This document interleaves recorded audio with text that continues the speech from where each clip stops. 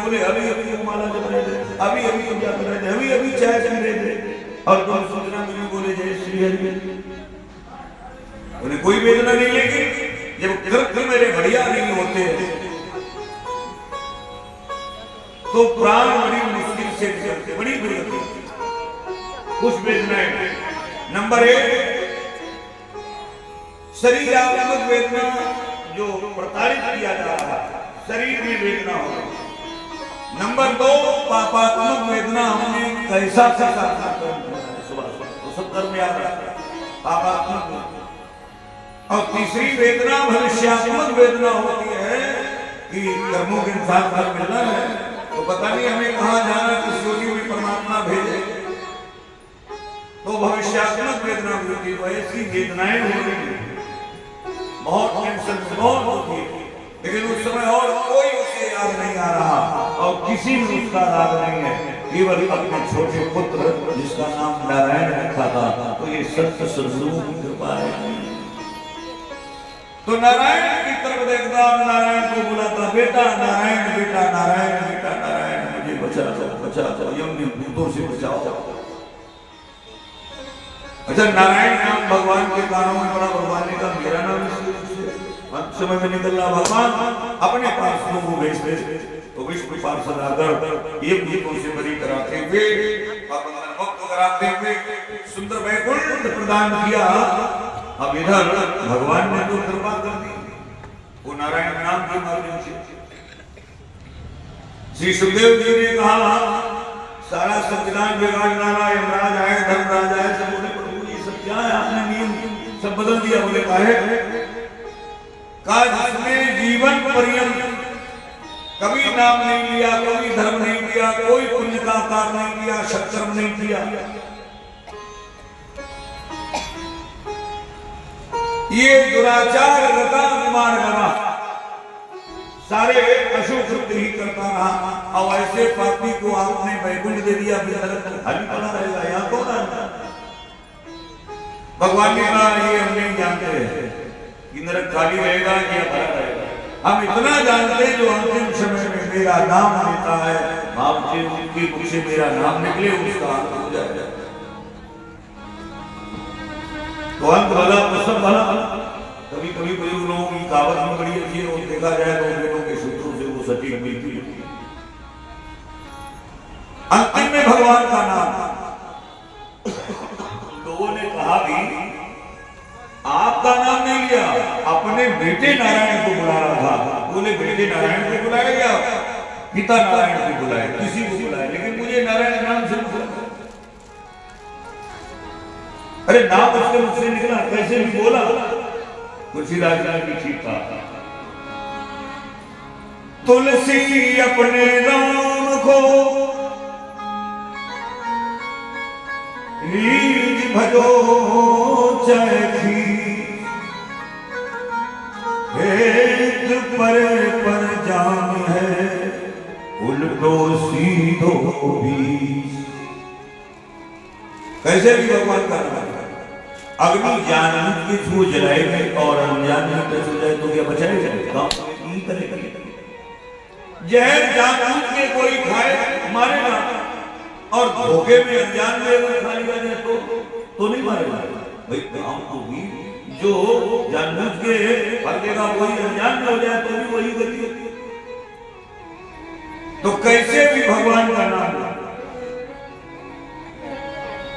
बोले, भाव को भाव अनख आलस हो, नाम जपत मंगल विशिष्ट हो। कैसे भी भगवान का नाम कल्याण है, तो आप भाव से भाव करके आलस से,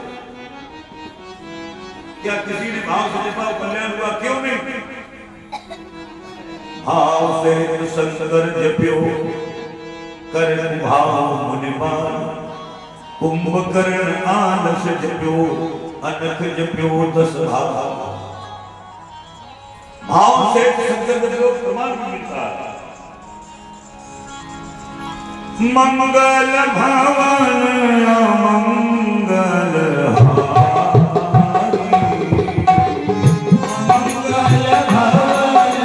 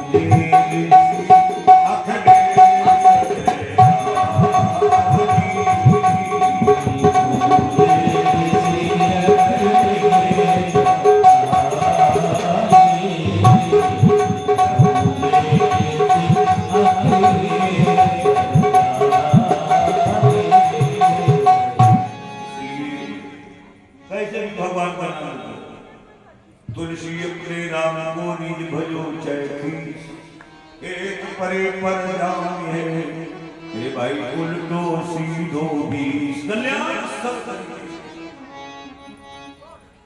इसलिए आजादी को गति हुई। एक घर में एक बूढ़ी मैया ने अपने जीवन में पता नहीं क्या नियम ले रखा है कि कभी भगवान का नाम नहीं लेंगे। भगवान हमारे कोई समझ रहे। लड़कों ने प्रयास किया कि माता जी भगवान का नाम एक बार तो बोल दें, नहीं बोला। पूरी उम्र निकली जा रही है, अभी तक नहीं बोला तो क्या बोलेंगे। बहुओं ने प्रयास किया, नहीं बोला। एक गुरु जी के पास गए, एक परिवार के लोगों को पूछा, बोले गुरुदेव जी बताइए हम लोग बहुत परेशान हैं, माता जी की पूरी उम्र निकली जा रही और आज तक एक बार भी भगवान का नाम नहीं बोला। बस इसी बात पर लोगों को एक बार मुझसे मुख से निकल जाए भगवान का नाम, वो बोलने से है कोई उपाय। गुरु जी ने कहा कि ऐसा है, कभी कभी भयात भक्ति भी काम में आ जाती है, तो थोड़ा भयभीत करना, बोलेंगे, तरीका बता दिया, युक्ति बता दी। दो लगे थे तो दो बहुए का तुम लोग आज ही एक काम करना, हुआ है बोले हुआ तो हमारी दरवाजे तो ठीक। लड़कों से कहा कि तुम जो है माता जी के हाथ पकड़ना, बहुओं से कहा कि तुम माता जी के पैर पकड़ना। बोले फिर बोले कुएं में रख जाना और कहो बोलो तो बोलो और नहीं तो गोविंदा है ना बोलो। चलिए हो सकता गुरु जी ने बोला तो बात मान ली जाए। दोनों लड़कों ने वैसा ही किया, बहुओं ने भी वैसा ही किया। कुएं में लटकाया, कहा मातेश्वरी है, माताश्री तो बोलना पड़ेगा, बोलो और नहीं तो कुएं में गिरना पड़ेगा। लेकिन माता जी भी पक्के पले पे तोली, बोले बेटा बहुओं से भी कहा बहू तुम जो चाहो वो कर लो, गिर सकती हूँ, मर सकती हूँ, लेकिन भगवान का नाम मुझे नहीं लेना, मैं नहीं बोलूंगी जो तुम बुलाना चाहते हो। कभी बोलना ही नहीं चाहते तो क्या करोगे। लड़कों को थोड़ा बहुत रहेंगे, लेकिन बहू को कहां से रहेंगे, तो उन्होंने कहा भाभी का क्या करोगे, इसलिए छोड़ दो इसको। जैसे ही सभी ने छोड़ा तो कुएं में गिरते गिरते भी माता जी का साहस देखिए। माता जी बोलते ही बच्चों मैं गिर सकती हूँ, मर सकती हूँ, लेकिन राम नहीं बोलूंगी। उसी समय प्रमाण हो जाता है सुंदर विमान पार्षदों की शय और धूमधाम से सम्मान करते हुए वे कुंड ले गए। फिर धर्मराज राजा बोले प्रभु आपने तो ये दूसरा सिद्धांत लगा दिया। बोले क्या, इसने भी जीवन में कभी नाम नहीं लिया, आप कुंड दे रहे, इसको तो नरक में आना था। बोले नहीं नहीं, इसके मुख से आज भी मैंने अपना नाम सुना है, इसके मुख से नाम निकला।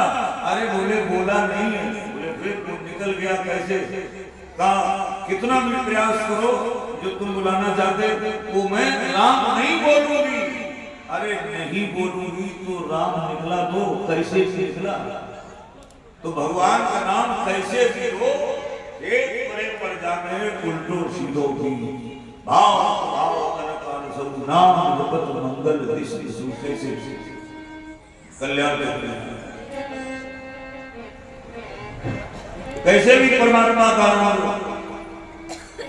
तो भगवान के नाम का उपासना लेकर के देखिए कितनी कितनी बड़ी तपस्या महापुरुषों ने की और कितना बड़ा योगदान राष्ट्र कल्याण किया है।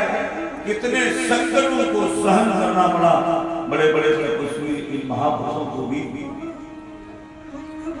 देवता देवताओं के आपस में बनती ही नहीं थी। एक बार एक वृत्तासुर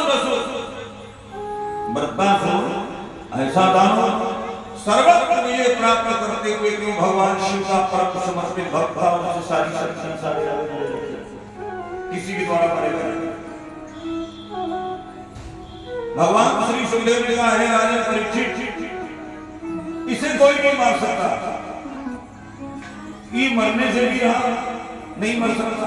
हाँ एक उपाय है, अगर अनेक ऋषि अपनी तपस्या का योगदान कर रहे हैं, अपनी वो तपी हुई अस्थियों को अगर दान कर दें, उससे जो वज्र बने उसका प्रहार किया जाए, तब तो ये मर सकता है, तब तो इसे मारने वाला नहीं। तो ऐसे दानवों ने बात चढ़ाई, देवता हिल गए, सब देवता परेशान होकर के अपनी सुविधाओं क्षेत्रांतर्गत मिश्र में आते और इसी दलील से अस्थियों की याचना क्योंकि भगवान श्री हरि नारायण, श्री ब्रह्मा सत्यानंद, श्री सूर्यपाणी शिव जी, इन सबकी यही है। शिव नदी हरिश्चंद्र नरेशु धर्म है श्री कोट करीशु, देवताओं की सुरक्षा सुरक्षा हो। चलिए अस्थियों को दान दिया। अस्थियों को दान देते हुए देवताओं को भी सहयोग करना पड़ा, इन संपन्न महापुरुषों को भी, कि हमें अभी सेवन करने का अवसर तो बोले वो नहीं, इतना समय नहीं। तो सभी तीर्थों को भगवान श्री नारायण ने कहा कि सभी तीर्थों को आहुति किया जाए। सब तीर्थों का जल लाया गया और एक कुंड में एकत्रित किया गया। सभी तीर्थों के जल को जहां मिश्रित किया गया इसलिए तो वो मिश्रित, और वो मिश्रित नाम पड़ गया। सब तीर्थ आए, केवल तीर्थों के राजा तीर्थराज प्रयाग नहीं आए, तो इस पर हमारे ऋषियों ने देवों ने विकल्प ढूंढते हुए 5 तीर्थों का जल एक कुंड में एकत्रित किया, वो ले गए, उसको मिलाया। वो आज भी कुंड जगदम्बा भगवती परंपरा ललिता भगवती का जब दर्शन करते हो तो मंदिर से बाहर जो कुंड बना है उसका नाम पंचप्रयाग कुंड है। वो जल मिश्रित किया, स्नान किया, अस्थियों को दान कर दिया अपने श्रोताओं, और जब अस्थियों को दान कर दिया तो अस्थियों का भार जब तोला गया तो 10.5 लाख मन भार, और एक मन पहले 60 से 40 या केजी मन, फिर भी जरा कल्पना करो कितना भाग हुआ, 10.5 लाख। 3 भाग बराबर किए गए, एक भाग मुश्किल रहा, 3 भाग बराबर, जिसमें एक सारंग बना, जिसमें एक इनाम बना और एक वज्र बनता है, और 1.5 लाख मन अस्थियां बचती हैं ऋषि की, बोले उसे गांडीव बनता है। आगे चल के यही गांडीव से महाभारत को उस युद्ध में पांडवों को विजय मिली। तो ये क्या ऋषि दधीच की तपस्या, और पिनाक शिव जी के पास था। जब तपस्या करते हैं तो कुछ कीमती आयन को कहाँ रखे जाए, कोई विश्वास बात रखना भक्त होगा तो मिथिला में मिले। उसी पिनाक को तो एक बार बचपन में जगदम्बा जानकी ने स्थान निश्चित किया, तभी मिथिलेश को, मिथिला के सम्राट को ये संकल्प लेना पड़ा और वो स्वयंवर करना पड़ा कि जो जगदम्बा जानकी से अपना संबंध जोड़ना चाहे वही उसे धनुष तोड़ना पड़ेगा। तो जो धनुष तोड़ेगा वही सीता भगवती से अपना संबंध जोड़ेगा। बोलो सीताराम महाराज की। दधीचियों में सारी रामायण छिपी, सारी ऋषियों का युद्ध, संपूर्ण महाभारत छिपी, और 3 लाख लड़कियों से सारा बना था जो परशुराम ने। यही तो परमात्मा राम की पहचान करने के लिए आपने आगे बढ़ाया। राम रमापति कर धन लेहु जो मिटे मोर संदेहु। तो पूर्ण पहचान हो रही है, आपको अष्टकलावतारी है, भगवान का वो द्वादश कलावतारी है, तो उनको चलाना नहीं पड़ा। देख आप चल गयो परशुराम मन विस्मय भयो। सब ऋषियों की तपस्या है, अस्थियां हैं तपी हुई, और 3 लाख नदियों से ये श्रोताओं वज्र होता है, जो वज्र इंद्र लेकर के, और जब दैत्यों की चढ़ाई की है देवलोक पर तो ये होगा, किसी देवता ने किसी को गति दी हो, परंतु इंद्र ने भगवत प्रेरणा से जब उस वज्र का जो ऋषि दधीच की तपी हुई अस्थियों से निर्मित था, वज्र का प्रहार किया, तब वृत्तासुर का अंत होता है, और जब वृत्तासुर का अंत होता तब देवताओं को तसल्ली शांति मिली। जय हो सियासन घंटी बाजी बजाए, बोलो गोविंद भगवान की। परंतु ये वृत्तासुर कौन था? ये वृत्तासुर क्या कोई साधारण है? और ऐसे को इंद्र ने ही मार पाया, वो भी वज्र से, और कोई शस्त्र भी काम नहीं आया। एक बार देवगुरु बृहस्पति सूजी बोले, ये देवलोक की यात्रा करते हुए देवलोक पहुंचे। इंद्र की सभा लगी हुई थी। इंद्र ने कहा अगर मैं देखूंगा गुरुदेव की तरफ तो फिर सम्मान करना पड़ेगा, उठना पड़ेगा, उन्हें आसन देना पड़ेगा। तो इसलिए जबकि देवगुरु है, देवताओं के गुरु, तो जानबूझ करके गुरुदेव का अपमान किया, नहीं देखा होगा और मुंह घुमा लिया। ये देवगुरु बृहस्पति सब समझ गए कि देवताओं का राजा इंद्र से क्या हो गया, ये आज मेरा जानबूझ करके अपमान कर रहा है। प्रिय श्रोताओं, देखिए हमारे ऋषियों का क्या अनुभव। एक बार भगवान विष्णु रुष्ट हो जाए, हरि रुष्टे शिवस्त्रा का हमारे चंद्रमौली चंद्रशेखर शिव जी सुरक्षा करते, बचाते। शिव भी नाराज हो जाए तो भी अभी गुंजाइश है। शिव रुष्टे गुरु स्नाता, तो गुरुदेव सुरक्षा करते, गुरुदेव बचाते। इसलिए गुरुदेव को नाराज नहीं होने देना चाहिए। कोई गुरु नाराज हो जाए तो गुरु रुष्टे न कश्चन, फिर कौन रक्षा, कौन सुरक्षा, कौन गुरुदेव शरीर संसारा सील शरीर निवारण। इसलिए गुरु को नाराज न होना। दो गुरु नाराज होकर चले गए, और जब सभा विसर्जन हुई तो देवताओं का राजा देवताओं से चलता, चलो गुरुदेव कोई नाराज न हो जाए, तो कहीं कुछ अनिष्ट न हो जाए, इसलिए चलो उनको मनाते। आश्रम में गए, आश्रम खाली, गुरुदेव नहीं मिले, और परेशान थे। अजय ये दैत्यों को मालूम हो गया कि देवगुरु बृहस्पति जो देवताओं की मदद करते हैं गुरु है, वो नाराज हो गए। हम लोगों को बढ़िया मौका मिल गया, और हम लोगों का तो सहयोग करने वाले हैं शुक्राचार्य भाई, और इन लोगों के गुरु नाराज हो गए। तब हमको मौका मिला, तो इसलिए देवताओं ने सोचा चढ़ाई करें।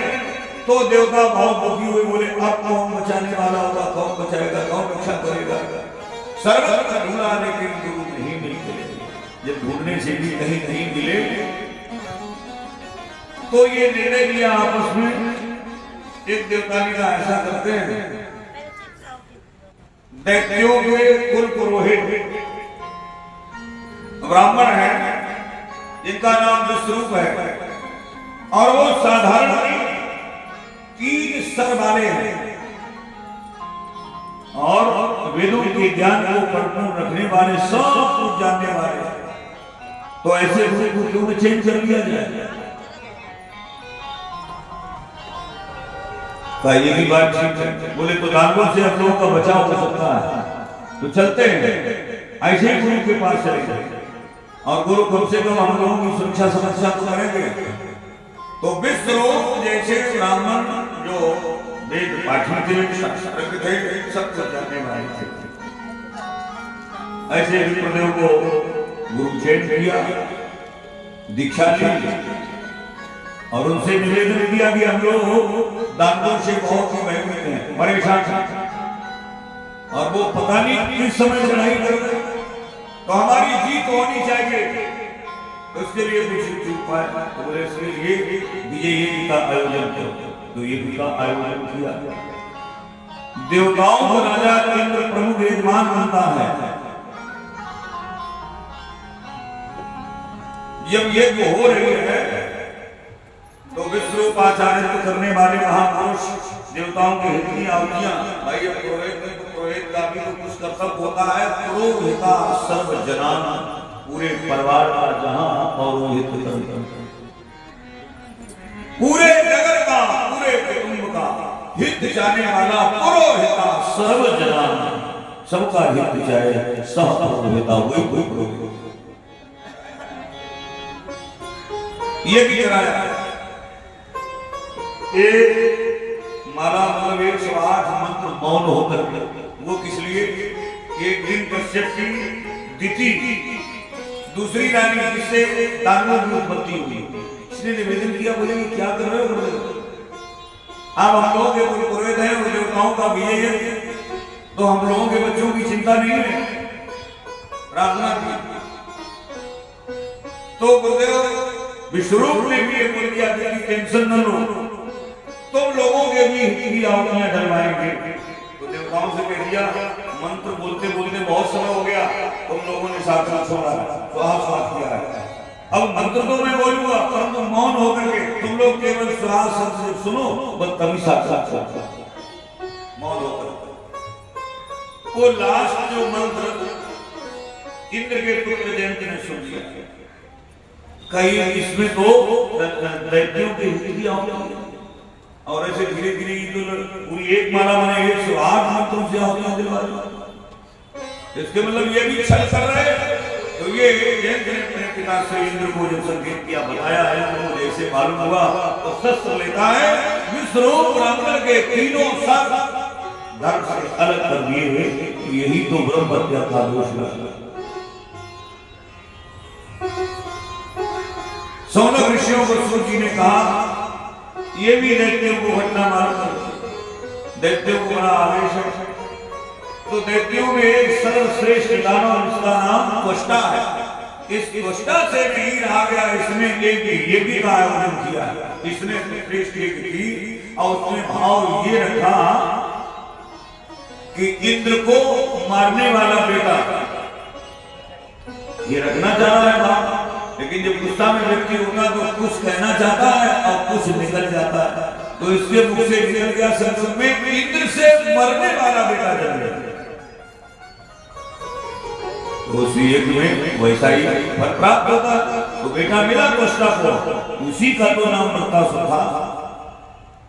तो इंद्र से ही गति मिलती, इंद्र से ही मारा गया, लेकिन इसमें ऋषियों का बहुत बड़ा योगदान रहा। अच्छा, जब जो है देवताओं ने अपना कार्य बना लिया, अपना कार्य बना लिया, ऋषि की धर्म भाग्य को अच्छा नहीं लगा। एक तो समय वो गर्भवती भी थी, उसने कहा तुम सब देवता स्वार्थी हो, अपना कार्य बनाने के लिए तुमने हमें भी वैधव्यता प्रदान की, वैधव्य बनाया। तो वो बेचारी मरने जा रही थी, अपने पति की क्षति होने जा रही थी, उसको अल्प संत महात्माओं ने और देवताओं ने और त्रिदेवों को भी आकर मनाना पड़ा, समझाया नहीं बात आज मातृ शक्ति को वरीयता देते हुए नहीं मां ऐसा मत करो, ये दोष होगा, ये जगत अपराध होगा। अरे गर्भस्थ शिशु उदर में रहने वाला हो, गर्भस्थ शिशु उसने तुम्हारा क्या प्यारा है, बोले उसका भी अंत होगा, इसलिए ठीक नहीं है। तो बहुत समझाया, तो ठीक है उसने अपने प्राणों का तो परित्याग नहीं किया और कल वृक्ष की गोकाल में वहीं बैठ करके अपने पति में ही परमात्मा का दर्शन करते हुए हरि हरि हरि हरि स्तवन करते हुए समय व्यतीत किया। और उसके बाद समय आने पर एक बालक जन्म लेता, उसी बालक का नाम पड़ा था पिप्पला, उसी बालक का नाम पिप्पला था। तो धर्म के लिए हमारे मनुष्यों ने महापुरुषों ने कितने बड़े बड़े से कष्ट उठाए, कितने कितने शरीरों का सामना करना पड़ा। तो वो इंद्र को जो ब्रह्महत्या लगी, उस ब्रह्महत्या को भी दूर करने के लिए गुरुदेव बस हो तो बृहस्पति में ही करुणा करेंगे। बृहस्पति देखे ये भी ज्यादा टेंशन है, तो जब देवता दुखी होकर ढूंढने आए आश्रम में तो दोबारा मिल जाते हैं। का कृपा करो बचाओ, तो कैसे तुम्हें बचाया जाए, तुम्हारे ये कर्मों का परिणाम ही तुम्हें कष्ट दे रहा है, तुम्हें देखना चाहिए।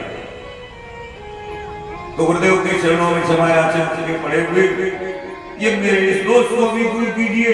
गुरुदेव का दूर तो नहीं किया जा सकता है, इस ब्रह्महत्या को देव गुरु बृहस्पति ने 4 भागों में विभाजित कर दिया है।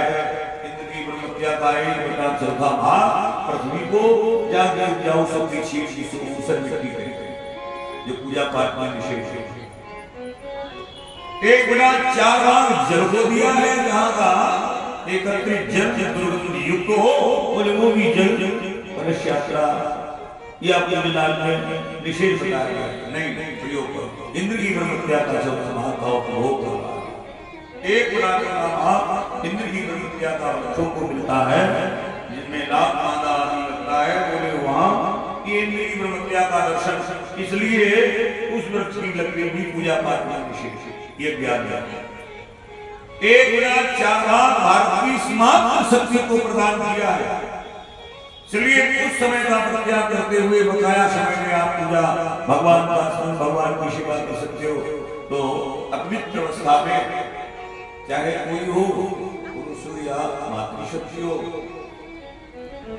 जब पूजा करना उचित रहता नहीं विशेष है। और परमात्मा की इच्छा से ही सब कुछ होता, वो जो चाहते वही होता। तेरी सत्ता के बिना हे प्रभु कर बोल पत्ता तक हिलता नहीं। मेरे भाई एक हरी इच्छा से सब कुछ कि आपका अष्टम स्कंद नाम देते हुए सप्तम स्कंद में भी भगवान के नाम की महिमा का गुणगान किया गया। आपने हिरणाक्ष को गति देने वाले भगवान वारा का प्राकृत भगवान वारा ने कैसे मनुष्य रूपा की समस्या का समाधान, तब आपने सरकारी लीलाओं को आगे साकार किया। तो जो हिरणाक्ष मारा गया उसके भाई को अच्छा नहीं लगा, हिरण्यकश्यप को बड़ा आवेश आया। हिरण्यकश्यप ने सोचा कि मैं बदला लेकर के रहूंगा, और सोच की भावना धड़क रही है। एक दिन अपने बहनोई विचितो मम गुरु बना, अपने बहनोई को राज्य सत्ता सौंप करके सोचा मैं तपस्या करूंगा। और तपस्या करने जाता मंत्रांचल में पहुंचता है, और जैसे ही इसमें अब भगवान को विरोधी है, भगवान को शत्रु मानता, मेरे भाई को मारने वाला।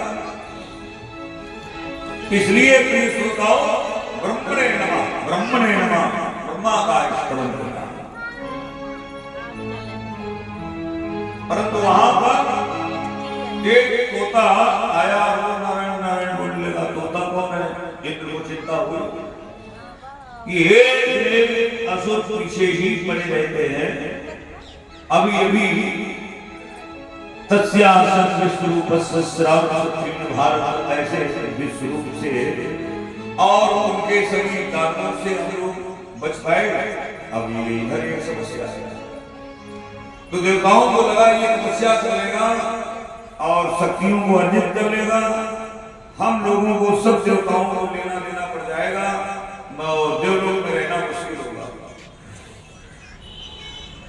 इसलिए आपने तुरंत अपने गुरुदेव वशिष्ठ को बृहस्पति को कहा, बोली हम लोग को बड़ा संकट है। बोले कहा है असुर तपस्या करने गया। बोले कौन असुर है? बोले हिरण्यकश्यप। कोई अच्छा काम करना, उसमें विघ्न डालना, ये भी कोई धर्म नहीं है, ये नियम नहीं है, ये मेरा अधिकार नहीं है। बोले नहीं गुरुदेव, ये मेरी प्रार्थना है, इतनी तो कृपा कीजिए उसको भजन नहीं करने, उसको तपस्या नहीं करने दो। तो गुरुदेव के मुख से भी निकल गया, आज तपस्या क्या करने देंगे। तो वही तोता बनकर के नारायण नारायण नारायण नाम से शिक्षित है। तो जब भी हिरण्यकश्यप मारना चाहे तोते को, उड़ जाए। शाम तक ये घटना शाम तक चलता रहा। लौट के जब आया अपने घर में भोजन कराने के बाद कक्ष में विश्राम कर रहे, तब प्रार्थना की। बोले महाराज मुझे बड़ा आश्चर्य हो रहा है, ये बड़े बड़े संत मनीषी ये सब कितना कठिन तप करते और कितना समय लग जाता है, तब कहीं भगवान मिलते और तुम सुबह गए शाम को लौटे, इतनी जल्दी तपस्या हो गई, इतनी जल्दी भजन हो गया। तो कहा नहीं प्रिय, मेरी तपस्या में विघ्न डालने वाला एक पक्षी होता था, वो मेरे शत्रु को बार बार बोला था, इसलिए मुझे अच्छा मैंने मारना नहीं चाहा उसे, लेकिन वो भाग जाता। बोले पक्षी तोता तुम्हारे शत्रु को जानता है और तुम्हारे शत्रु का क्या नाम है? क्या बोला था? तो इसके मुख से निकल गया नारायण। कयाधि ने कहा कि ये मुझे विश्वास नहीं, जैसे आप बता रहे हैं। तोता यदि ये नाम बोलता है तो ऐसे नहीं बोलेगा जैसे आप बता रहे हैं, तो फिर तो कुछ और ये घटना घटी होगी। और अगर तोता बोला है और नारायण बोला तो जैसे तोता बोला हो ऐसे तो भाव में आकर के पूरी एक माला का जाप करा दिया है।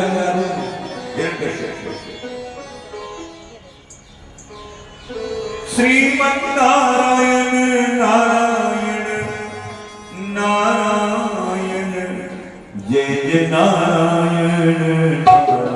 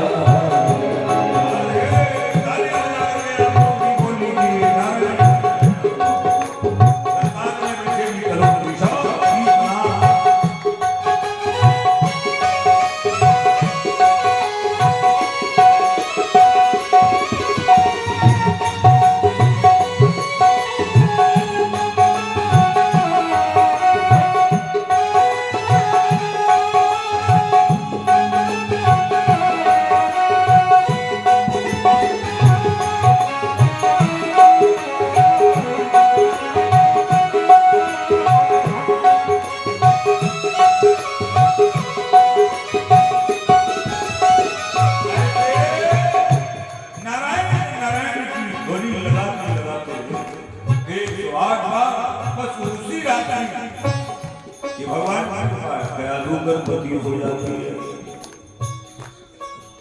दूसरा दिन फिर ये तपस्या के लिए जाता है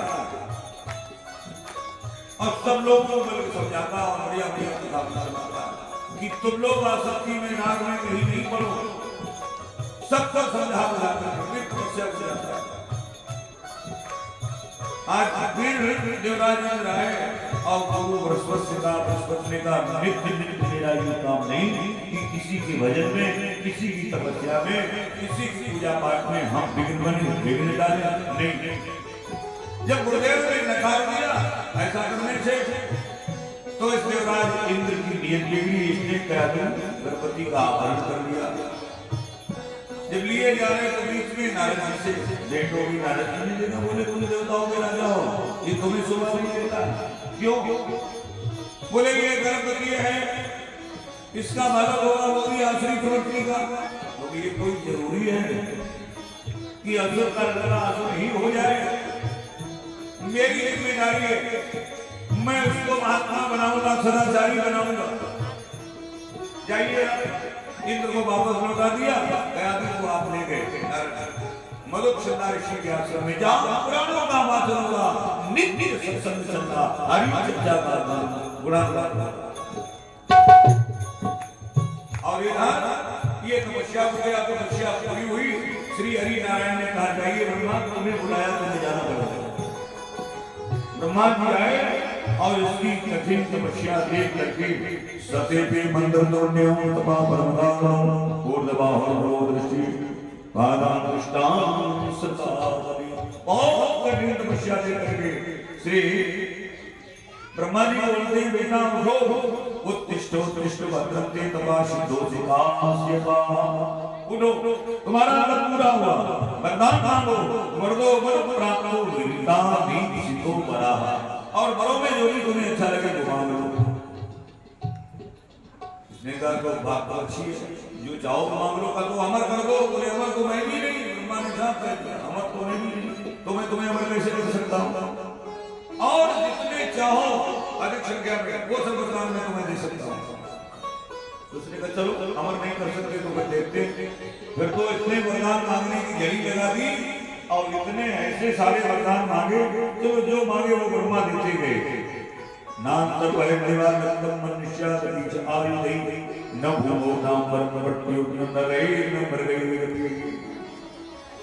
न घर में न वन में न भीतर न बाहर न जल में न खल में न आकाश न पाताल सुर किन्नर महसुर सिद्ध चाणक्य पंडित गंधर्वों से देवांतरी देवों के देव महादेव से।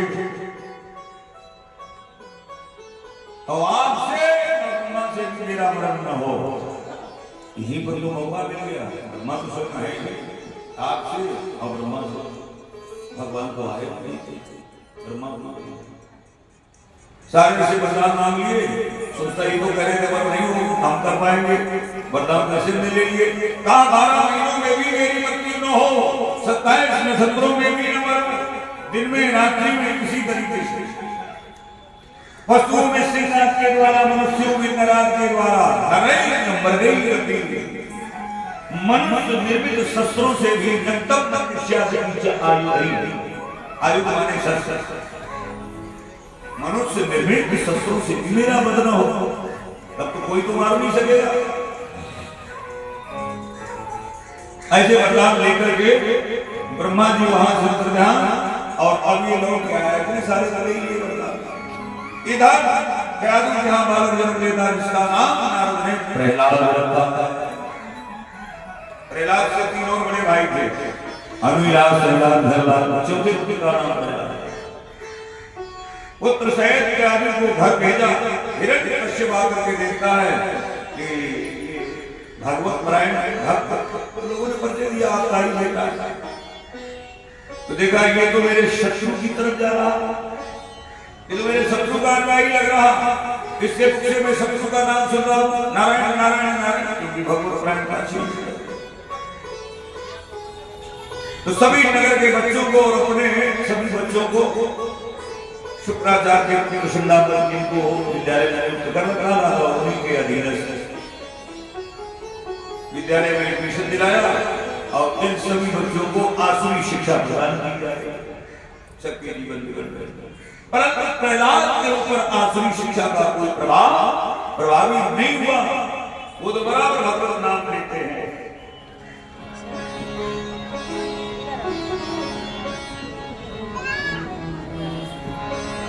लागी लगन मत तोड़ना, हे हरि लागी लगन मत तोड़ना, प्रभु जी मोरी लागी लगन मत तोड़ना, हरि मोरी लागी लगन मत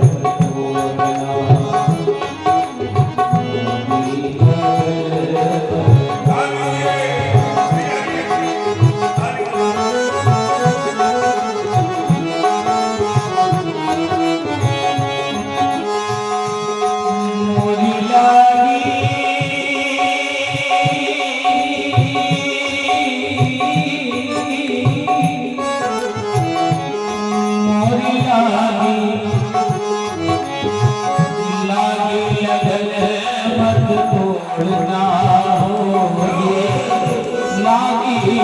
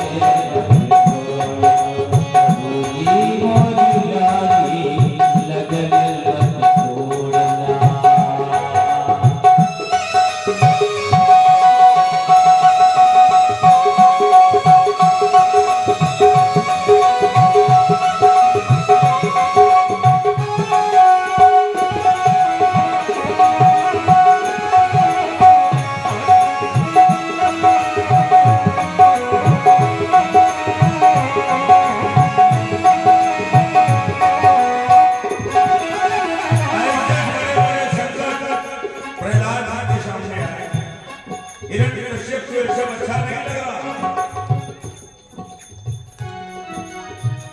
माँ ने दूध भेजा ऐसा बहाना करते हुए जिस वो भी अमृत बन जाता है, क्योंकि भगवान हमें समर्पित है। बड़े बड़े शरीरों का सामना करना पड़ा, कभी गिर से गिराया गया, कभी सागर में फेंका गया, कभी नीचे पहाड़, लेकिन भगवान सुरक्षा जातो राखे साइया मार सके तो बार जो जग बैठे हो मोरी लागी लगन लागी लगन तू ही मेरा सेठ है, तू ही साहूकार है, तू ही मेरा सेठ है, तू ही साहूकार है, तू ही मेरा सेठ है, तू ही साहूकार है, तू ही मेरा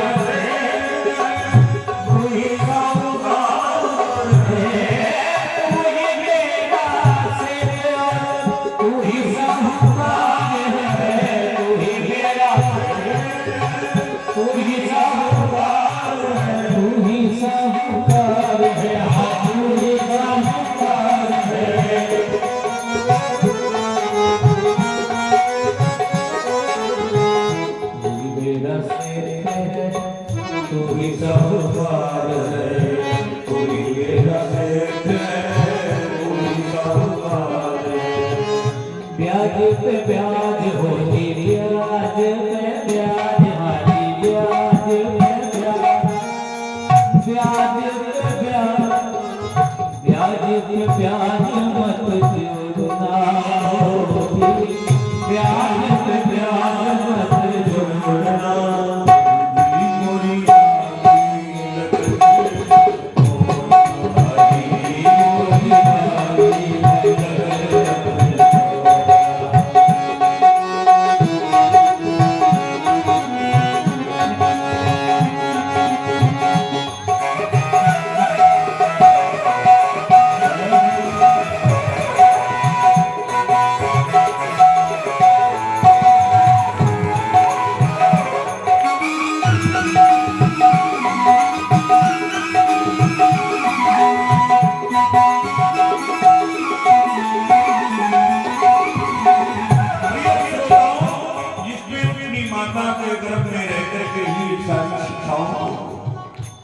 सीखा, बचपन से ही सुसंस्कृत है, भगवत पारायण है, जिसको नारद जैसे गुरु मिले।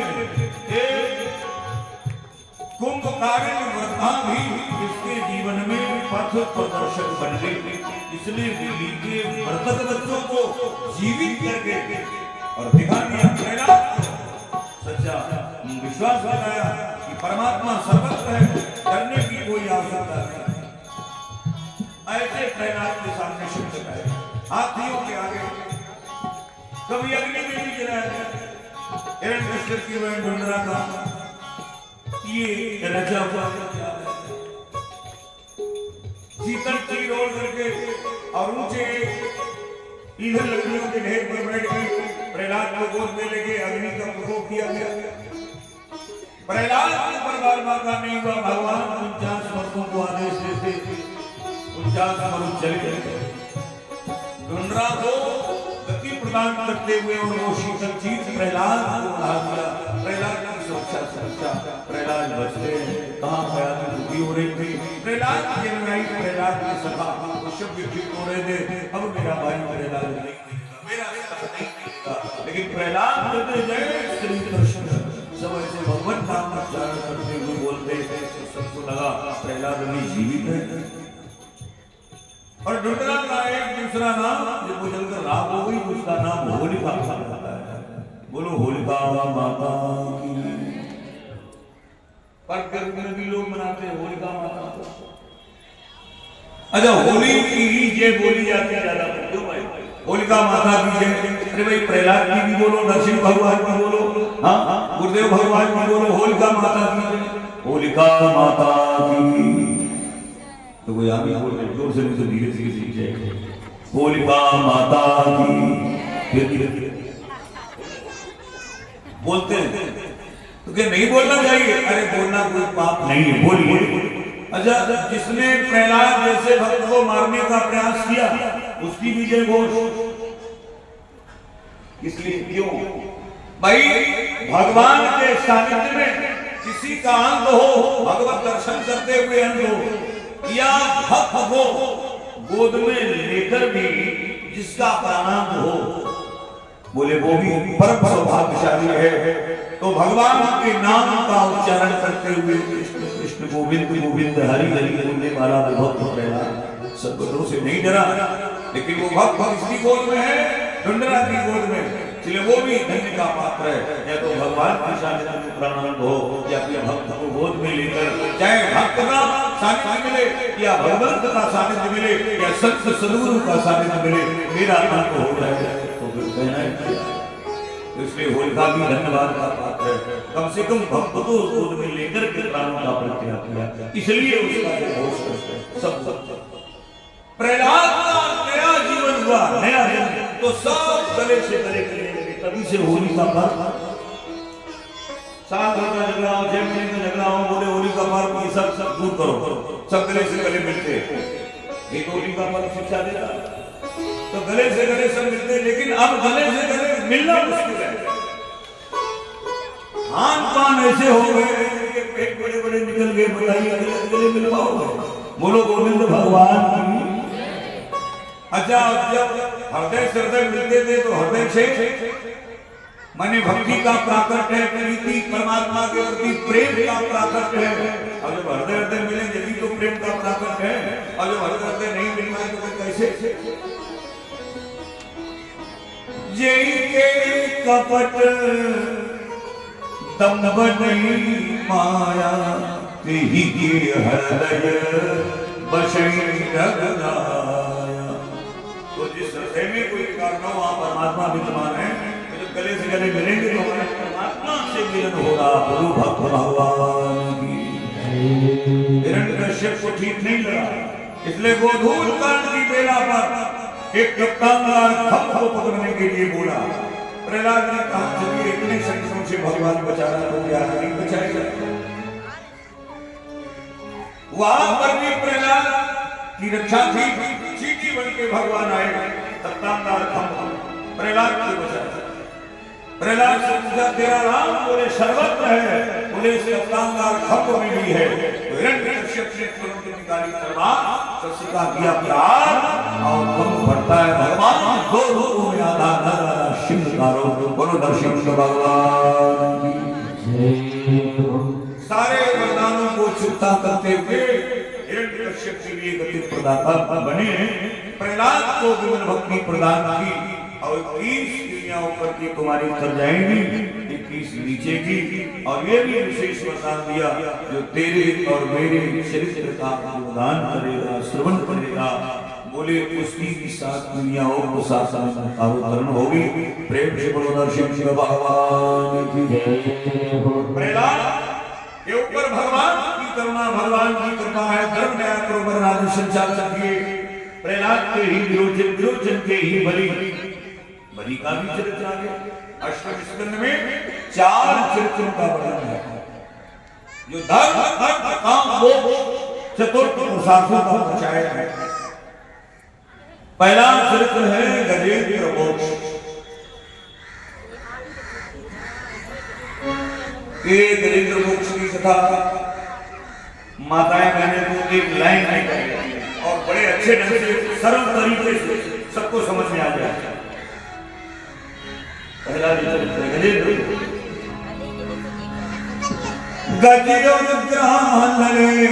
जल भीतर जो सुन रही जल पर। कथा लेकिन ये गजेंद्र है क्या कि हाथी जल पीने के लिए क्या ध्यान तय करना, और जब किसी ने मदद नहीं की तब लास्ट में उसने भगवान को बुलाया। भगवान ने चलिए कोई तुम्हारी नहीं सुनता तो मैं तो सुनने के लिए तैयार हूं। गज ने जब यूं को का आरक्ष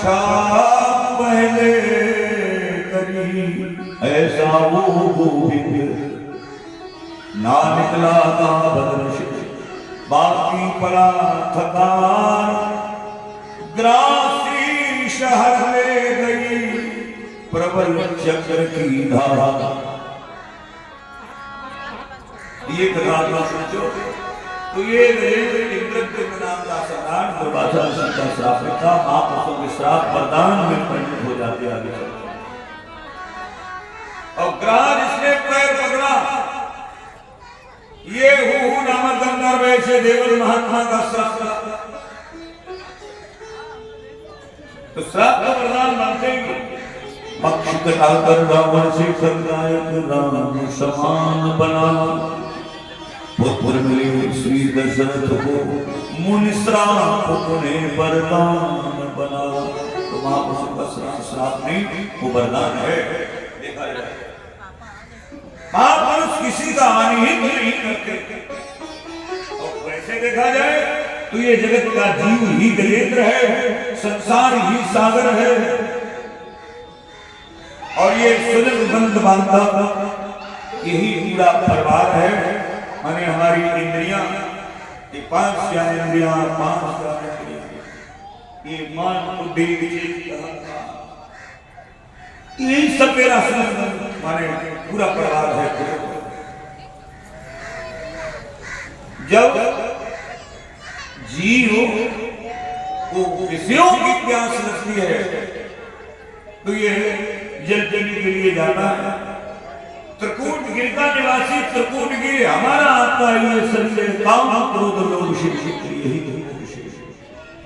मेरा ही शरीर काल ही ग्रह है और ये जीव ही गजेंद्र है। जगत का चक्र जीव गजेंद्र है, काल ग्रह है, संसार ही सागर है और विषयों की प्यास है। जब विषयों की प्यास लगती तो संसार सागर में ही आता है ग्रह। अच्छा एक बात और, विलासियों के अधिकांश महापुरुषों का संत ग्रंथों का पंथों का मानना है विलासियों के सबसे पहले पैरों पर ही कमजोरी आती है। बोलो गोविंद भगवान। इसलिए ग्रह ने उस जीव गजेंद्र का पैर पकड़ा। ये हमारे आत्मा जीवन की एक तरफ ग्रह और एक तरफ हस्ती। और जब ग्रह ने हस्ती को पकड़ा तो दोनों घंटे हुए कि नहीं हुए? ग्रह और हस्ती दोनों की संधि कर लो तो गृहस्थी हुआ कि नहीं? तो ये गृहस्थी में प्रत्येक का जीव ही गजेंद्र है। समय काल ग्रह संसार सागर है। इंद्रियां सभी मेरा परिवार है। सब लोग मदद करते करते थक जाते हैं, तब कहीं जीव को हो सकता है भगवान का आश्रय लेता, भगवान को बुलाता तो भगवान मदद करते, भगवान आते तुम्हें भी कृपा करते हुए। और ग्रह तुम्हारा शत्रु से भी मारते, जिसे मारते उसे भी तारते। बोलो भक्त भगवान की। आगे देवता वृत्तों ने मिलकर के सागर मंथन किया तो ये मन ही मंत्रांचल है, संसार ही सागर है। पर्वत की तरह शीत को स्थिर रहना चाहिए। और ये ज्ञान भक्ति ही अमृत है और प्रेम की जीवन के यही तो रस यही बात तो वासुनाथ की ऋषि बनाकर देवता देवताओं ने मंत्रांचल की खाली बनाकर सागर मंथन किया। तो जीवन मंथन ही मंथन है, जीवन चिंतन ही मंथन है। और इसमें हमको ज्ञान भक्ति मिल जाए, बोले यही अमृत, इससे बड़ा और अमृत क्या हो सकता है। और वैसे भागवत में दशरथ प्राकृत की चर्चा है और सब देवताओं ने इसमें सहयोग दिया। भगवान शिव ने भी इन देवताओं की मदद की। काल भाग निकला तो स्वयं पान करते हुए कंठ में धारण करके लिए गंध हो गए। और तो जब जो है बाहर नीचे जा रहा है तो भगवान श्री हरि नारायण को भी सहयोग करना पड़ा पक्षम बन करके। और जो भी चीजें निकली जिसके लोग देवताओं को देवताओं को, व्यक्तियों को व्यक्तियों को, बलि सभी असुरों का सम्राट है तो ये संतुष्ट हो रहा। जिसके जो 10 रत्नों की चर्चा आती है भगवान में, लेकिन 14 की जो 4 कहां से लाओगे? क्षेपक भी आते हैं तो 2 भाव आते हैं। तो फिर 12 हो गए, 5 लाओगे, तो उसका मतलब ये है एक एक इंद्री का मतलब एक इंद्री से परमात्मा का स्तवन। 11वां ये मन है, 12वीं ये बुद्धि है, 13वां ये चित्त है, अहंकार ये चतुष्टय का। इन 14 का मंथन करते हुए इन 14 से समर्पित हो जाइए परमात्मा को, तब आप तत्व की प्राप्ति। जन्म मृत्यु की से माने जन्म मृत्यु के भय से अभय की ओर जाना ही यही तत्व की प्राप्ति है। इसमें भगवान ने समय समय पर सबको सहयोग दिया। भगवान मोहिनी स्त्री बन करके देवता देवताओं की अमृत को उसको बंटवारा किए, झगड़ा दूर करना चाहते, झगड़ा नहीं। क्यों अमृत बांट रहे भगवान मोहिनी?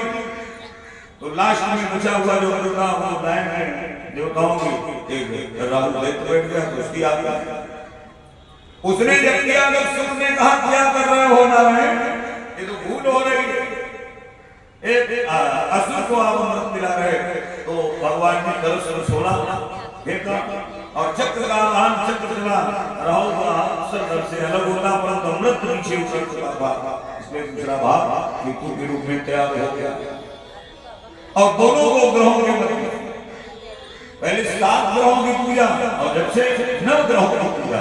ब्रह्मा भानुषि भूसुतो दश गुरु शुक्रासन होके तवा सर्वे ग्रहा शांति करा भवन्तु। वो कष्ट होगा तो सूर्य देखा अगर ये अमृत की का अमृत प्राप्त करने के बाद एक अमर हो जाएगा देवताओं के लिए, एक समस्या खड़ी हो जाएगी। परंतु 2 हो गए, चक्र और चल रहा था, इनके भी एक भाग पर में चंद्रदेव ने बना दिया, बोले नहीं ऐसा करना, 2 से ही बचना मुश्किल हो जाएगा। जो जब से सूर्य और चंद्रमा दोनों शत्रु हो गए, राहु सूर्य ग्रहण करने पर सूर्य को, चंद्र ग्रहण करने पर चंद्रमा को, आज भी राहु की बरसते हम तो हम लोग गिरे थे तुम्हें कष्ट होता। इसलिए बलि ने सबको धैर्य बनाते हुए कहा ऐसा मत करो। दैत्यों का सम्राट बलि ने कहा चलिए देखते हैं, ये सब चालाकी हुई है और 4 जगह यही अमृत कलश रखा गया, इसलिए 4 जगह आज भी 12 वर्ष बाद कुंभ का मेला लग रहा है, जिसमें आकार द्वार है, उज्जैन है, नासिक है, तीर्थराज प्रयाग है। तो दैत्यों के सम्राट बलि ने कहा ऐसे देवताओं को नहीं जीतोगे, चलिए हम लोग यज्ञ करते हैं। तो बलि सम्राट ने यज्ञों का आयोजन किया और 99 यज्ञों को संपन्न करने के बाद जब 100वीं यज्ञ की तो माता देवी को बहुत बड़ा कष्ट हुआ कि अब हम सब देवताओं के लिए संकट है। तो कश्यप ऋषि से निवेदन किया, उन्हें कैसे बचाऊंगा? है योगी बोले हम लोग एक पयो व्रत करते हैं जो फाल्गुन शुक्ल पक्ष की प्रतिपदा से लेकर और शुक्ल पक्ष द्वादशी, तो 12 दिन का पयो व्रत माने श्याम चंद्र की गाय का दूध पान करके और कुछ भी नहीं यूज। ये भागवत भगवान का दावा है कि संतान को संतान सुनिश्चित मिलती है, परंतु हम लोगों को इन सब मंत्रों पर, ग्रंथों पर कोई विश्वास नहीं था, इसलिए हम लोग नहीं करते। पयोव्रत का प्रभाव देखिए, परमात्मा को गर्भ में आना पड़ा, माता जी के आए और समय आने पर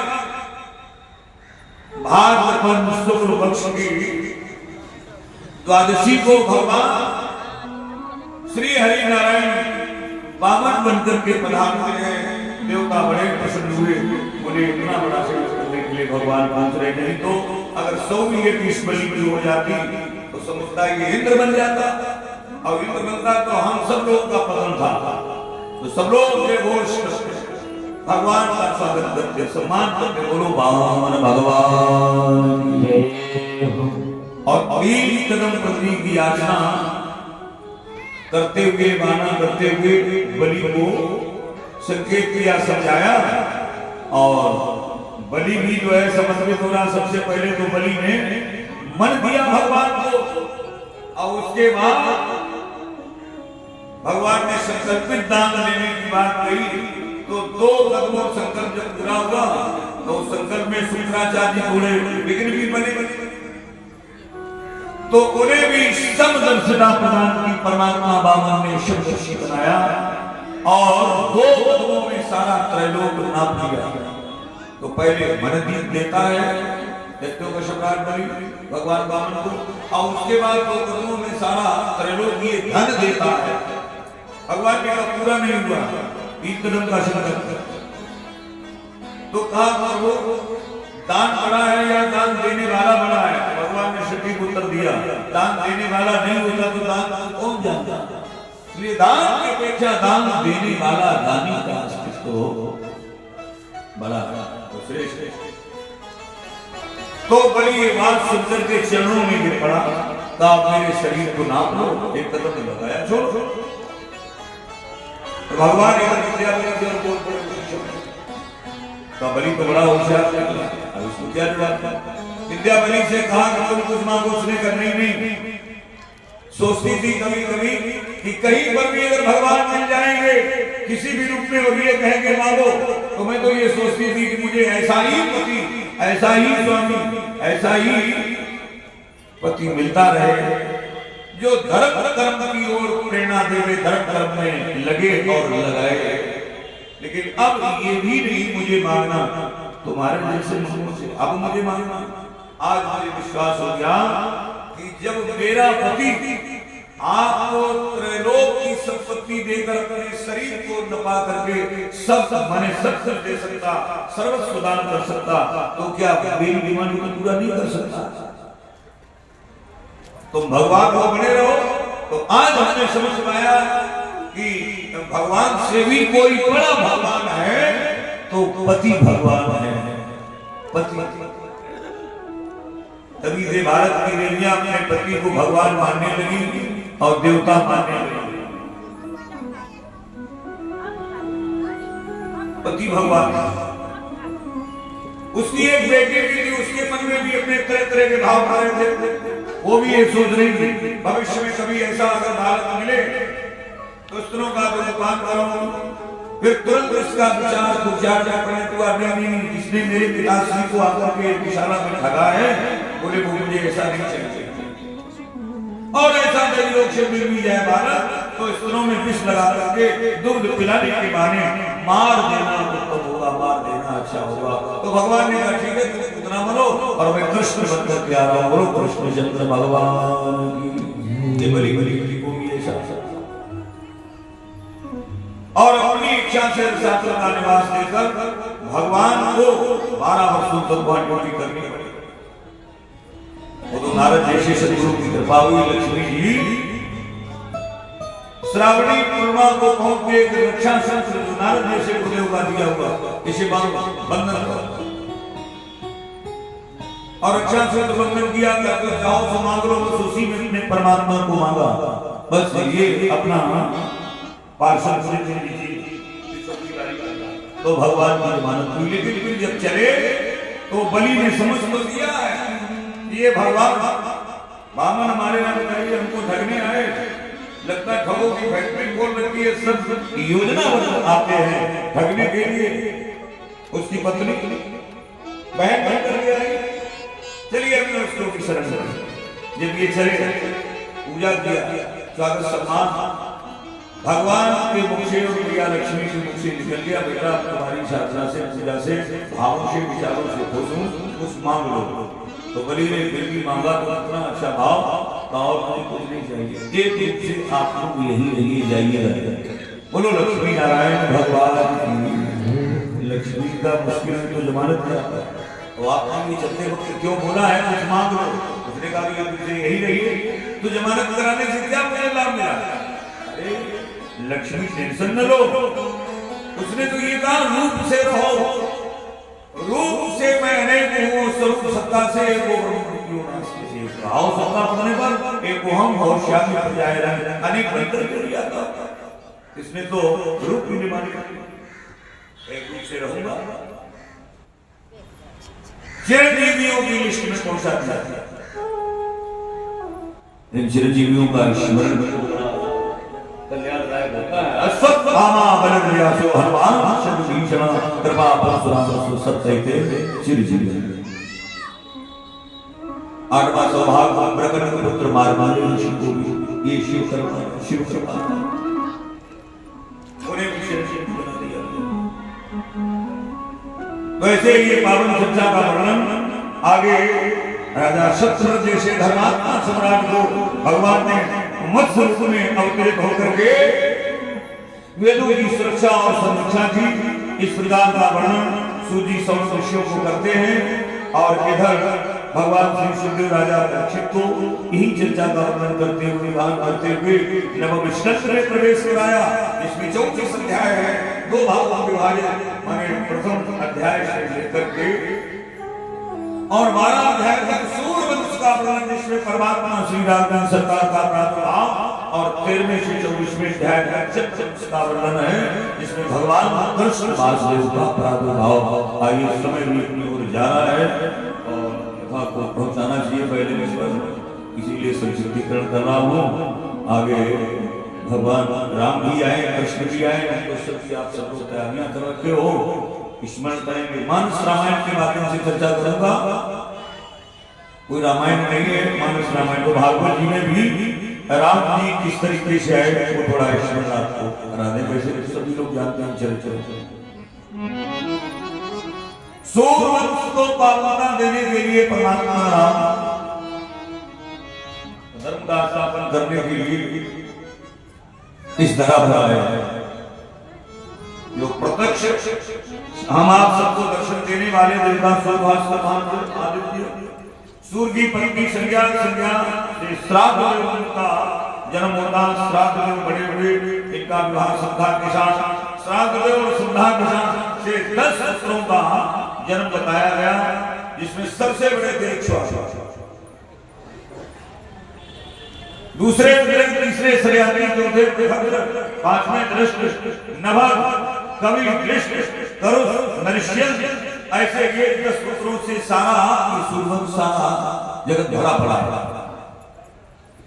ये जो सबसे बड़े इक्ष्वाकु थे, इन्हीं के वंश में आगे चल के महाराज योगनाथ की मानधाता और मानधाता और बिंदुवती से 3 पुत्र 50 कन्याओं का जन्म बताया जाता है। पुरकुस इन 3 पुत्रों में सबसे बड़े थे, दूसरे अम्बरीश, तीसरे मुचकुंद। पुरकुस का आगे चल करके नागों की बहन नर्मदा नदी के साथ विवाह संपन्न होता है। और यही पुरकुस तो नर्मदा नदी की 6वीं पीढ़ी में महाराज शंकु हुए। इनका एक नाम शतव्रत भी था। त्रिशंकु के हरिश्चंद्र के रोहित के हरित के चंपक की 6वीं पीढ़ी में महाराज शक्त होते हैं। इनके 2 विवाह सुमत और कृष्णी नामक 2 भार्या। पहली भार्या सुमत से 60,000 संतति की उत्पत्ति बताई जाती और दूसरी भार्या केसरी से असमंजस नामक 1 पुत्र थे। जब कपिल मुनि के कोप से 60,000 सुमत के बच्चों का माने भस्मीकरण कर दिया गया, भस्म हो गए, तो बड़ी चिंता रही असमंजस को। इन्हें महापुरुषों ने कहा जब तक वह सुरसरी भागीरथी गंगा का प्रादुर्भाव नहीं और उनका स्पर्श नहीं, तब तक इन्हें गति नहीं। असमंजस की समस्या की। इनके आगे आने वाले इनके पुत्र अंशुमान ने, अंशुमान के गरीब उन्होंने भी तपस्या की, जीवन समाप्ति हो गया।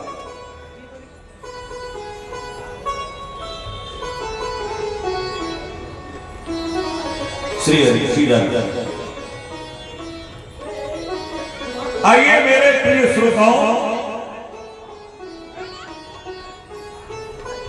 एक पीढ़ी की तपस्या का काम नहीं है, कितनी पीढ़ियों ने तप किया। जब जो है भगीरथ जी हुए, जब भगीरथ जी ने तपस्या की, भगवान शिव भी खुश हुए और इन्होंने अपने गंगा लाने का प्रयास किया। गंगा आने को तैयार नहीं, भगवान श्री हरि ने कहा तुम्हें जाना पड़ेगा। तब मेरे बेटे को कौन रोकेगा? शिव ने कहा मैं जिम्मेदारी ले रहा हूं, मैं तुम्हारे बेटे को रोकूंगा। गंगा आई, शिव ने जटाओं में समाया किया, एक लट को बोला भगीरथ जी आगे पीछे गंगा, बोलो गंगा माता की। पतित पावनी गंगा मैया सबको पावन लगा दो, भवसागर में डगमग नैया मैया पार लगा दो, भवसागर में डगमग नैया मैया पार लगा दो।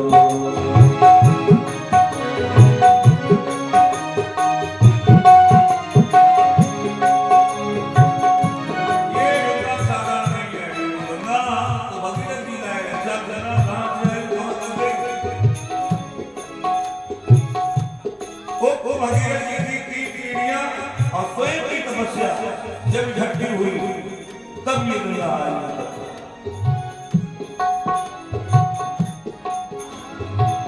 गंगोत्री से चली है गंगा, गंगा सागर जाती, गंगोत्री से चली है गंगा, गंगा सागर जाती, जहाँ जहाँ से होकर निकले तीरथ सकल बनाती, जहाँ जहाँ से होकर निकले तीरथ सकल बनाती।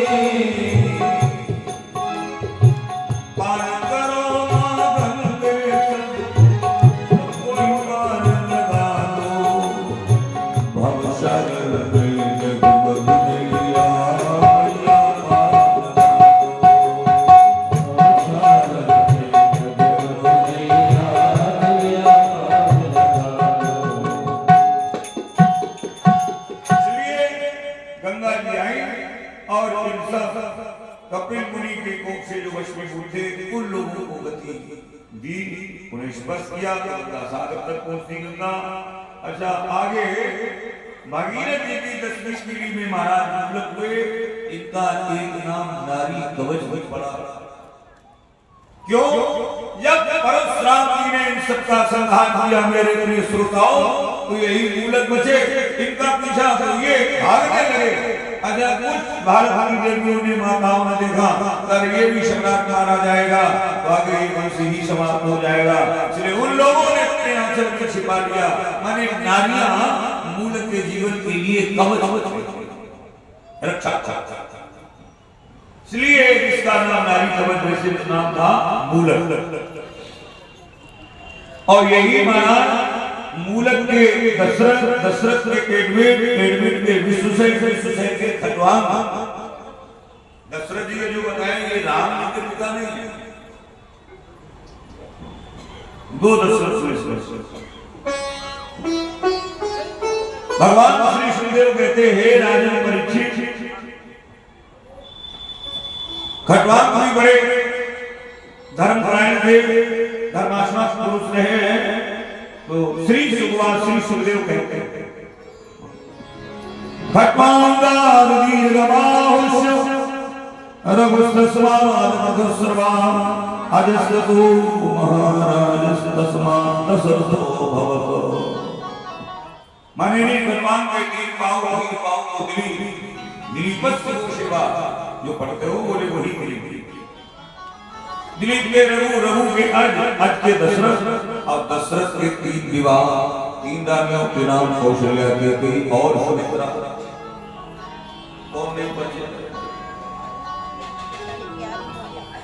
इन्हीं 3 माताओं के यहाँ दशरथ जैसे सम्राट के यहाँ भगवान 4 अंशों में अवतरित होकर के रहे। राम लक्ष्मण भरत शत्रुघ्न बनकर के ये परमात्मा, ये देवताओं की प्रार्थना है। चतुर्धाधा ये 4 अक्षर से है भगवान, ये प्रार्थिता सुरई, देवताओं की प्रार्थना, ऋषियों की प्रार्थना, भक्तों की प्रार्थना। कौन प्रार्थना? जो नित्य प्रति आप लोग करते, जो हमारे बदले भगवान सबको कराया है। प्रार्थिता सुरई राम लक्ष्मण भरत शत्रुघ्न 4 साक्षात नारायण है। तस्यात् भगवाने साक्षात ब्रह्मयो हरि, ये ब्रह्म शब्द नारायण शब्द 4 अंशों से। अच्छा, आने के कारण तो रामायण पढ़ोगे तो बहुत से। शिव जी ने भी भगवती जगदम्बा सती को बोला, भवानी को कहा कि तुम नाम जन्म के कारण मंजरी हो। हे प्रिय, बहुत से कारण है राम जन्म के हेतु अनेका, परम विचित्र एक देखे का। एक तो कारण क्षति वृंदावन, एक कारण प्रताप भानु आर्यवर्धन धर्म रुचि, एक कारण देवर्ष नारद जैसे महात्मा, एक कारण लंका का परवार भी है। बोलो गोविंद भगवान करने भी भक्तों की, ऋषियों की, महापुरुषों की प्रार्थना। और वैसे कारण बहुत हो सकते हैं, लेकिन भगवान के आने के, चाहे वो राम हो या कृष्ण हो, आने के 3 प्रमुख कारण हैं। वैसे तो बहुत प्रमुख 3 ही, वो कौन 3? परित्राणाय संत भक्तों की सुरक्षा सुरक्षा करना, विनाशाय दुष्टता दुष्टों का विनाश। और तीसरा प्रमुख आने का कारण धर्म संस्थापनार्थाय, धर्म का स्थापना करना, संस्थापना करना। कब कब? संभवामि युगे युगे यदा यदा धर्मस्य गिराय भवतो भारत अव्युत्थानमधर्मस्य तदात्मानं सृजामि। अक्षर साथ बात किया है श्रोमणी कुलचूड़ामणि बाबा गोस्वामी तुलसीदास। जब जब हो धर्म के यहाँ जब शब्द की पुनरावृत्ति है तो श्रीमद् भगवद गीता में भी जो भगवान कृष्ण वासुदेव के मुख से मुखरित हुआ भाव, वहां भी ये धर्मस्थ धर्म की गिलाने वाले हानि, जब जब होए धर्म की हानि, पानी असुर अधम अभिमानो, तब तब प्रभु हरि कृपा भगवान। वैसे अवध नगरी में एक और ये भी भाई इंद्र भी, जिसे इतना इतना विशेष मित्र मानता है, और उसके लिए भी भाव देवासुर संग्राम में सहयोग किया, देवराज इंद्र का सहयोग किया। मृतलोक के राजाओं ने, सम्राटों ने, दशरथ ने, और उनके अगर संतान नहीं है तो बताइए, तुम्हारे मित्र हैं, तुम्हारे पास बैठते उठते, और जब बैठते हैं वो चले जाते तो अपने शासन को, उस स्थान को गंगा जल से जमाना, विद्वान ब्राह्मणों के द्वारा वेद मंत्रों का उच्चारण करवाना, ये नारद के द्वारा जवाब मालूम हुआ। दशरथ को विश्वास नहीं होना था, ऐसा इंद्र मेरा मित्र है, नहीं सोच सकता है। एक दिन प्रैक्टिकल प्रमाण दिया,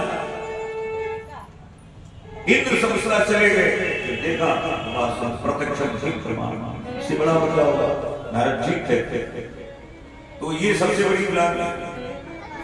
अजात पहले के समझदार महापुरुष जीवन में कभी भी प्रतिकूल परिस्थिति भी आए तो संसार वालों से उधर के क्या करना, क्या उनको सुनाना, क्या कहना। अरे संसार के मालिक को सुनाओ या फिर अपने गुरुदेव भगवान को सुनाओ। दशरथ जी का जीवन में यही नियम था, निज सुख दुख सब गुरु ही सुनाए। गुरुदेव के सानिध्य में दशरथ जी से सम्राट की समस्या पहुंची। समस्या एक वचन में पहुंची, क्या समस्या, क्या गिलानी है? भई गिलान मोरे सुसनाई। एक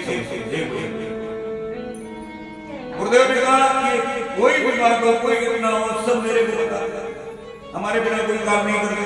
इसलिए गुरुदेव ने पसंद होकर के आशीर्वाद दिए, कहा जाइए समस्या एक वचन में आई, समाधान दो वचन में दे रहा है। बड़े ये प्रसाद संलग्न है अंत से इन देवताओं को प्रसन्नता संग के भाई आगमन होगा। प्रेम से इसलिए नहीं, अब रहने दो।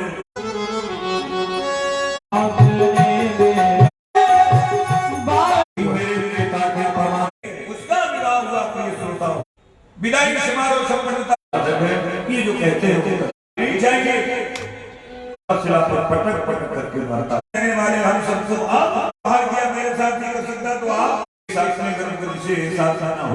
जो है इधर तो भगवान देवता में आ रहे दर्शन से आपको बुझी बात देखने में बहुत कुछ नहीं उधर जाओ तो भी मरण तो परेशानी करने का शौक लेकर गए उधार पैर पकड़ के मारना चाहता है तो भगवान मेरी बड़ी प्रसन्नता में आंख प्रेम से बोलिए कृष्ण होश जोर से सब करेंगे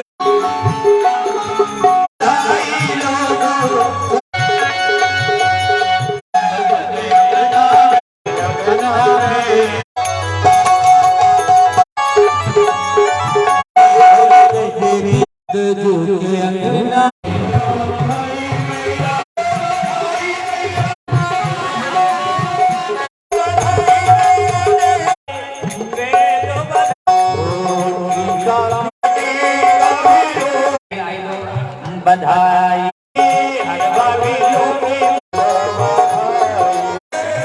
जो लोग बोले आई